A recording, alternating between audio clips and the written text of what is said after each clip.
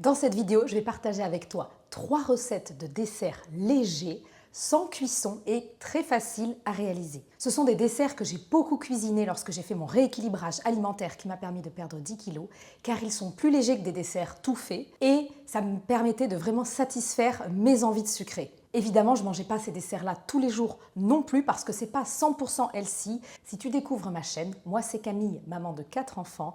J'aide les mamans à prendre soin d'elles et de leur santé et notamment à manger mieux en famille et à bouger plus. Je vais commencer par te montrer un tiramisu. C'est pas vraiment un tiramisu, mais c'est tout comme sans mascarpone, sans œufs et avec des spéculoos. Ensuite, je te montrerai une mousse au chocolat sans beurre et sans sucre ajouté. Et enfin, une verrine légère aux fruits avec un coulis de fruits et du yaourt. Il y a un chapitrage en description de la vidéo pour accéder directement à la recette qui t'intéresse. Et je te remettrai aussi en description la liste des ingrédients. Allez, c'est parti pour les recettes. Pour préparer la mousse au chocolat, on va commencer par faire fondre du chocolat dans une casserole. Alors, on peut le faire aussi au micro-ondes si on ne veut pas allumer le gaz, mais c'est vrai que c'est plus difficile. Souvent, il faut rajouter un peu d'eau parce que sinon, ça devient assez dur. Alors, je veux que ce soit une mousse au chocolat plutôt au lait. Donc, je vais rajouter du lait, mais c'est optionnel. On peut le faire sans lait si on préfère. Et je ne rajoute ni beurre ni sucre dans ma mousse au chocolat.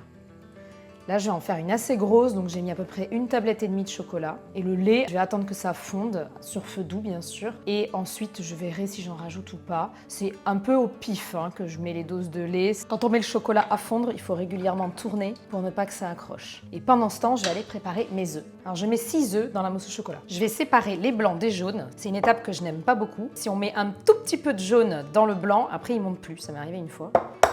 J'utilise un bol intermédiaire, comme ça si jamais je me rate, il n'y a qu'un œuf de perdu, enfin que j'utilise pour autre chose dans ces cas-là, et pas tous les œufs. Là c'est bon, je vois qu'il n'y a pas de jaune. Alors dans la mousse au chocolat, il y a des œufs crus, du coup on ne les fait pas cuire, donc c'est à éviter quand on est enceinte ou qu'on a des enfants très jeunes. J'ajoute une pincée de sel pour que les œufs montent mieux, et ensuite je vais utiliser un robot pour le faire.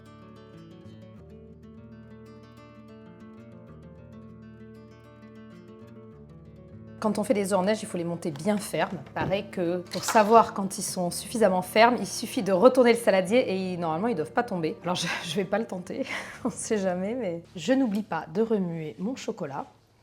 Quand c'est suffisamment liquide, je vais éteindre le feu et ensuite je vais laisser tiédir parce que si je le mets directement avec les jaunes d'œufs, ça va les cuire. Je vais bien mélanger mes jaunes d'œufs. J'ajoute pas de sucre ni rien du tout. Le chocolat apporte déjà suffisamment de sucre. Maintenant que mon chocolat a tiédi, je vais pouvoir ajouter mes jaunes d'œufs pour bien mélanger.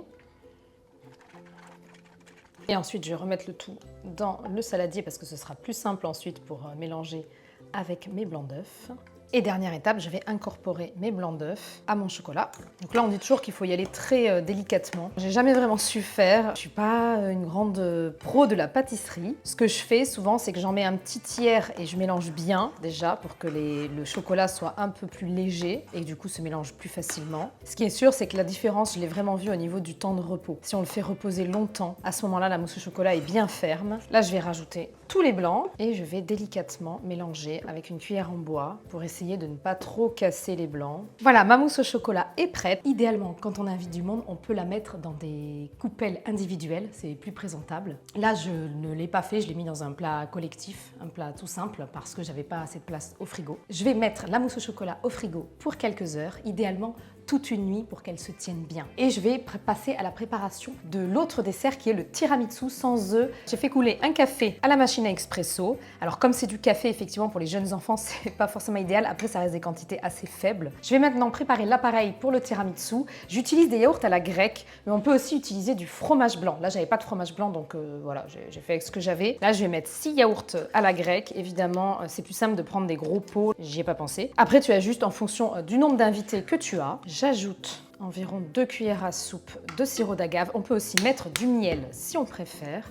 Je mélange bien. Il va y avoir aussi les spéculoos qui vont venir sucrer mon dessert, donc je n'ajoute pas trop de sucre. Je trouve que c'est pas nécessaire. Je peux même goûter pour vérifier si c'est suffisamment sucré. Maintenant, je vais passer à l'étape du dressage. Je vais venir faire tremper mes spéculoos dans le café. Alors, on peut les faire tremper plus ou moins selon que l'on aime le goût fort du café, mais on les trempe rapidement, hop, et ensuite on vient les disposer dans le plat. Idéalement, c'est mieux de prendre un plat rectangulaire parce que c'est plus pratique pour disposer les biscuits au fond. Maintenant que j'ai mis ma première couche de biscuit, je vais venir mettre une première couche de yaourt. J'en mets la moitié du yaourt à peu près, puisque je vais faire 2 couches en tout. Et ensuite, je vais mettre la deuxième couche de biscuit. Je vais mettre maintenant une deuxième couche de yaourt. Et pour faire joli, sur le dessus, j'ajoute du spéculoos émietté. On peut aussi mettre du cacao amer. Ensuite, je le mettrai au frigo, mais il n'y a pas besoin que ça repose. Mais c'est meilleur quand c'est bien frais. Et voilà, mon tiramisu est prêt. Je vais maintenant passer à la préparation du dernier dessert, qui est la verrine au coulis de fruits. Pour préparer le coulis, je vais faire chauffer 200 g environ de framboises. Je prends des framboises surgelées. Tu peux évidemment prendre des framboises fraîches ou des fruits frais si tu préfères, c'est plus cher. Et en plus, c'est pas forcément toujours facile à trouver selon la saison. Donc c'est pour ça que je préfère le surgelé. Évidemment, tu peux choisir d'autres fruits que les framboises et tu peux aussi acheter du coulis tout fait parce que c'est beaucoup plus simple. J'ajoute le jus d'un demi-citron. Je vais mettre un sachet de sucre vanillé. Alors, ce ne sera pas très sucré, évidemment, tu peux sucrer selon tes goûts. Mettre aussi du sucre roux si tu préfères, à la place du sucre vanillé. Après, de toute façon, c'est simple, moi je goûte pour ajuster. Je mets à feu doux le coulis, comme ça mijote tranquillement. Je vais venir préparer les biscuits émiettés. Donc je mets des petits beurres. Alors, on peut mettre les biscuits de son choix. On peut mettre des spéculoos, voilà, ce qu'on veut. Pour les quantités, c'est assez approximatif. Je vais en mettre 5-6. Je verrai ce que ça donne et j'ajusterai. Et je vais émietter. Alors, j'utilise le manche d'un rouleau à pâtisserie. Je n'oublie pas aussi de tourner de temps en temps le coulis pour pas que ça accroche. Je le laisse revenir à peu près 5-10 minutes environ. Tu vois, là, ça commence déjà un petit peu à s'écraser. Donc à partir du moment où les framboises s'écrasent complètement, c'est que c'est bon. Bon, c'est un peu long et ça en met partout, donc je pense que c'est quand même beaucoup plus simple de le faire au robot. Mais tu vois, au bout d'un moment, on arrive à avoir une consistance de miettes et c'est ça qu'il faut. Mes biscuits émiettés sont prêts, je vais maintenant préparer le yaourt, la partie qui viendra dessus. Dans un bol, je vais donc venir ajouter mon yaourt. Je mets du yaourt à la grecque, mais on peut évidemment mettre du fromage blanc et on peut aussi opter pour du 0%. Ça fonctionne très bien aussi. Alors j'ai mis à peu près 600 g de yaourt à la grecque parce que j'ai prévu de faire 6 coupelles avec. J'ajoute du miel, mais on peut aussi mettre du sirop d'agave, ce qu'on veut. Et après, en fait, je goûte pour voir si c'est assez sucré. Voilà, j'ajuste au fur et à mesure. Je mélange bien. Le coulis est maintenant cuit. Je vois que ça a réduit. On va pouvoir ensuite mixer. Alors, pour gagner du temps, je vais le faire au robot, tout simplement. Pour que mon coulis soit suffisamment liquide, parce que là, il est assez épais, j'ajoute de l'eau.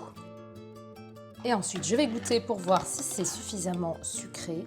Moi, j'aime bien comme ça. C'est très très peu sucré. Pour moi, c'est suffisant parce qu'après, il y a le biscuit qui vient sucré. Et ensuite, comme il y a les petits grains, on va pouvoir, si on le souhaite, c'est vraiment optionnel, le passer au chinois pour enlever les grains. Le problème, c'est que ça enlève beaucoup de jus aussi, donc c'est pas toujours... Après, il reste plus grand-chose. Et maintenant, je vais passer à la dernière étape, c'est le dressage. Je commence par mettre une couche de biscuit émietté dans ma verrine. Petite cuillère à café comme ça. Ensuite, un peu de coulis. J'ai mis 2 cuillères à café aussi. Et enfin, le yaourt. Et là, je mets 3 cuillères à soupe. Après, on remplit comme on veut, hein, c'est au choix. Et je réserve un peu de biscuit émietté pour ensuite venir décorer sur le dessus. Et voilà. Et je vais recommencer ensuite pour toutes les autres verrines. Alors c'est plus facile de tout faire d'un coup, comme ça permet d'égaliser. C'est pour être sûr qu'à la fin, il n'y ait pas une verrine où il n'y a rien parce qu'on avait plus assez. J'ai choisi de préparer ce dessert en verrine individuelle. On peut le faire aussi en gros plat collectif. En verrine individuelle, c'est plus joli, plus présentable quand on a du monde. Mais c'est vrai que ça prend de la place au frigo, donc il faut pouvoir le stocker. Et enfin, la petite touche de décoration. J'ai jamais été particulièrement douée pour les décorations de dessert. Voilà.